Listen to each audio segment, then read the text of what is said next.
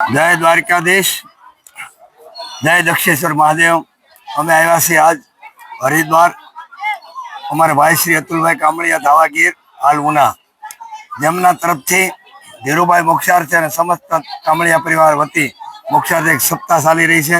એ અંતર્ગત આજની અમારી આ મુલાકાત હરિદ્વારના મહાપાવન આંગણે, ગંગાના પાવન કંઠે અને પાવન તીરે, જ્યાં ઇતિહાસ મોજૂદ છે એવા ત્રેતા અને દ્વાપર યુગથી લઈને આજ સુધી જ્યાં અખંડ છે એવા ભગવતી પરાંબા શક્તિ મા પાર્વતી, જેના પિતાને ઘેરે યજ્ઞમાં આવેલા અને એનું અપમાન થયું અને ભગવતી પરાંબા પાર્વતીના પતિનું સ્થાપન નહીં જોતા, રુદ્રગણનું સ્થાપન નહીં જોતા માતાજી યજ્ઞકુંડમાં હમાઈ જાય છે અને વીરભદ્રને મોકલી અને યજ્ઞનો વિધ્વંસ થાય છે અને ભગવાન શિવજી આવે છે રૌદ્ર સ્વરૂપ ધારણ કરી માતાજીના મયતને હાથમાં લઈ, તમે જોઈ રહ્યા છો, હાથમાં લઈ અને પછી નટરાજ નમો નમઃ એકદમ ક્રોધાવેશમાં નૃત્ય કરે છે, શિવ નૃત્ય કરે છે।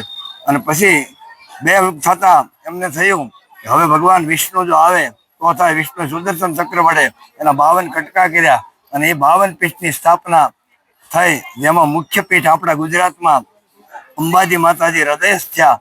એવા આ પરમ પાવન ધામમાં ગંગાના પવિત્ર પવન કિનારે વેદાંત જેની સાક્ષી આપે, જ્યાં શાસ્ત્ર સમજ છે એવા આ મહા તીર્થની અંદર આપ સૌને જય દ્વારકાધીશ।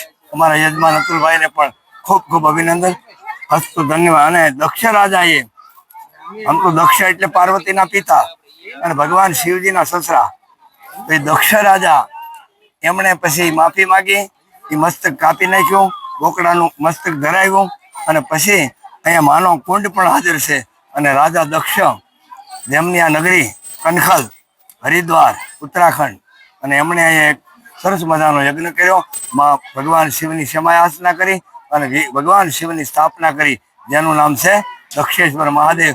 બોલ દક્ષેશ્વર મહાદેવની જય।